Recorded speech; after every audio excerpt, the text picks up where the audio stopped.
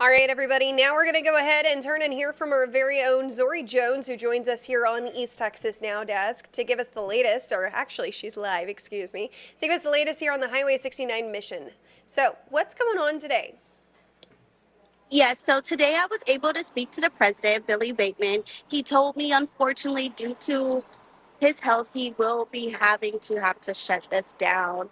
He came to the realization about 30 days ago. He sat down with some of his board members, it's five of them, and he told them, broke the news to them. He did say that they were not happy to hear it, but he does say if anyone is willing or wanting to keep it going, he did say that someone did reach out to him on Facebook to try to see if they could keep the mission going as well. But I'm currently here, and it's actually called Highway 69 Mission because we're actually on a Highway 69. It's on Jackson Street and Cherokee.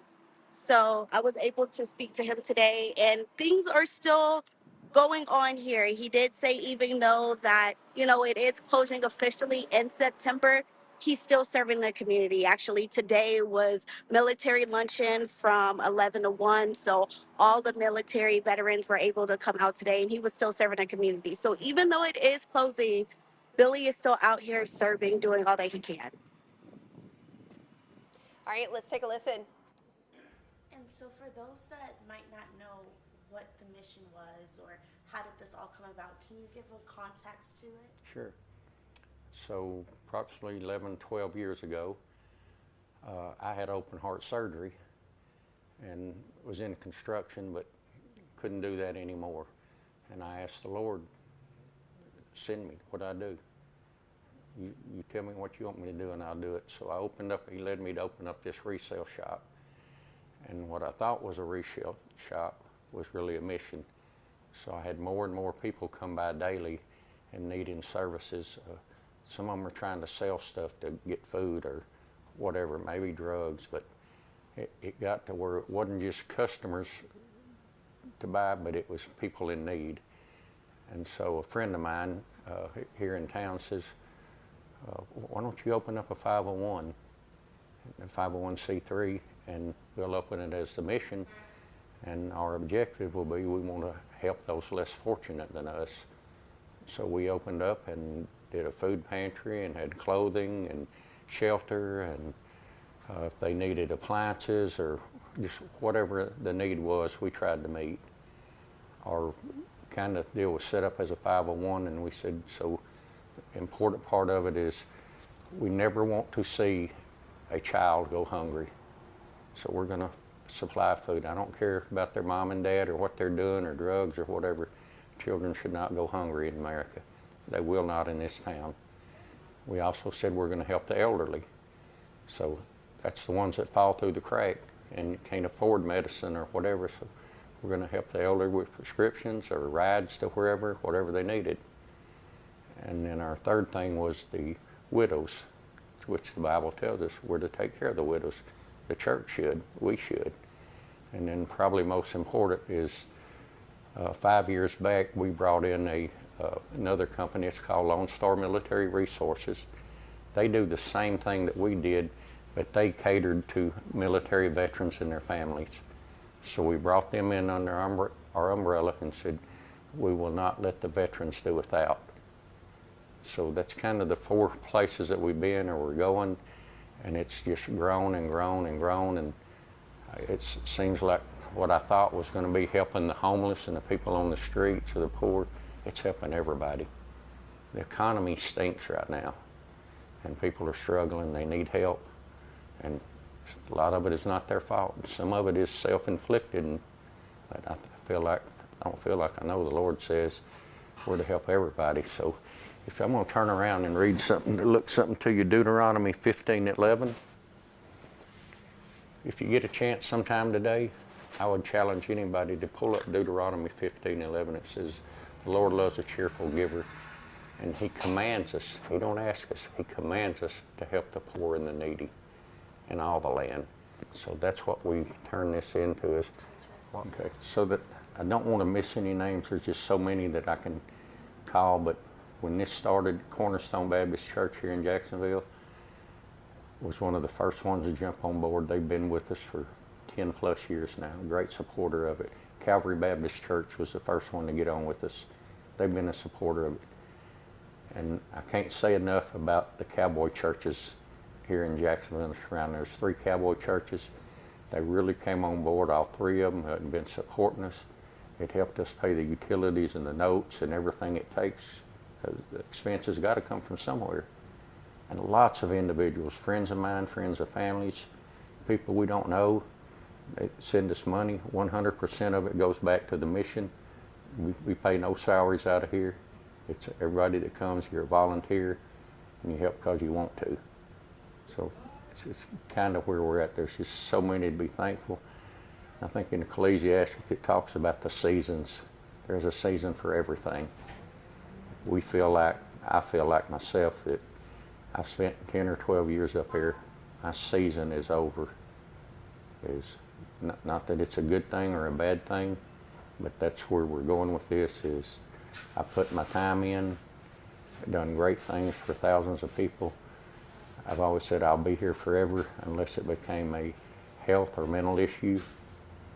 And my health is, so anyway, to go on with it is, to run a mission is very physical.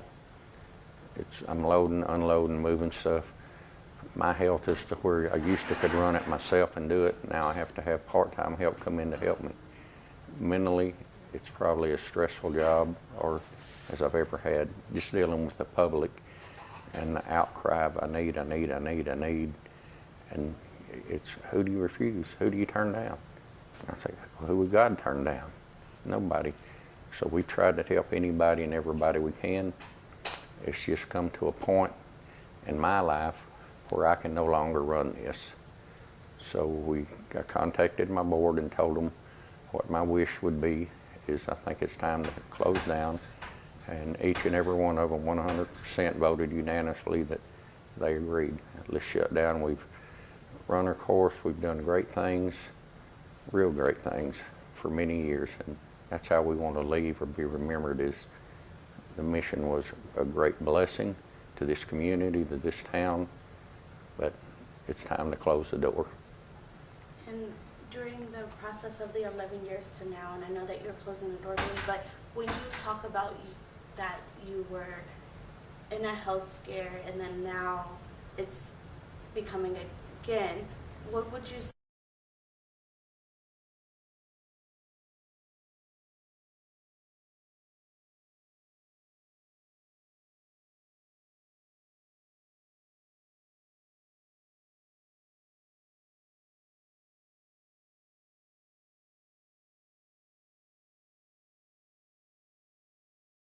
And so for We'll stay open for June and July, and then we're going to have to do a deep clean, get everything ready. We hope to put it on the market by October the 1st. And who knows, maybe God's going to touch somebody. Maybe he's going to touch you, and you're going to buy this place and continue this. That would be our hope and our dream, that it just don't fall apart and blow away and be forgotten. That somebody takes the ball and run. Who's going to fill these shoes? And that is very important, because I know that when you mentioned me, you were saying that the military side came in after when you guys started. What is happening with them? Are they going to be able to still do their sector? That's going to be their decision. They fall out of out from under the umbrella of Highway 69 mission, but it is a separate business. Julie Ann Sanford and Charlie George, I couldn't even begin to tell you the importance that they brought to this mission and to the military. They are 100% military. And I don't know where they stand right now, what they're going to do. So I guess time will tell. Maybe they're calling too, that it's time for somebody else to pick the ball up and run. And I noticed that on Facebook, it was, a lot of the community support underneath the comments. Is there anything that you would like to share to the community? I don't know how to say it enough to say thank you, and thank you, thank you.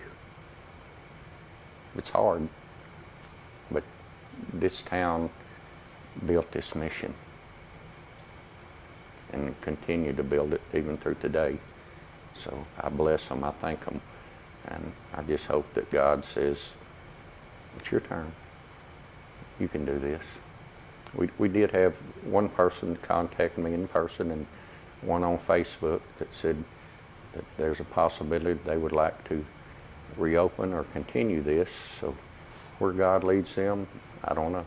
So for those that would want to start a mission or any type of areas where they can help the community, what is some advice that you can give them? Okay, so I'm still available. My phone number don't change. I'm available 24/7. If it was somebody interested in starting or getting started or what to do, I'll be glad to give them any of the information I can. What I want to do is challenge each and everybody that's watching this. See, you can be a part, a little part, from if it's $1,000 check, if it's a $10 check, if it's one can of beans. When you go to the grocery store and they're 3 for $1, you could pick up a can of beans to help a nonprofit out that's feeding the hungry. There's something you can do. We ought to be doing. Sometimes we're self-centered and it's all about us, and we just take and we take and we take. It's time to give. It's time to use the abilities and the tools and the things that God give us. We can make a difference. We can change things just by being involved. And for all of the volunteers and the churches that you were working with to help out Highway 69 Mission, how was that conversation when you had to tell them? It wasn't good. And I can understand that the hardest part it naturally is closing this, but I got 5 board members, and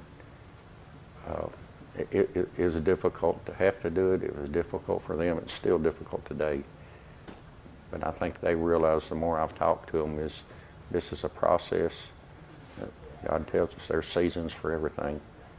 My season, this season is gone. It's hard for them. And I can't thank them enough. I got 5 great board members. And they've really put out and done for me, and I can't thank them enough. They're just super great people. Even though we're only going to be a couple more months, just stay in touch. My phone still works. I'll still help in any way I can. If you got somebody in need, send them to me. So we're here. I just look forward to the next chapter where God's leading me.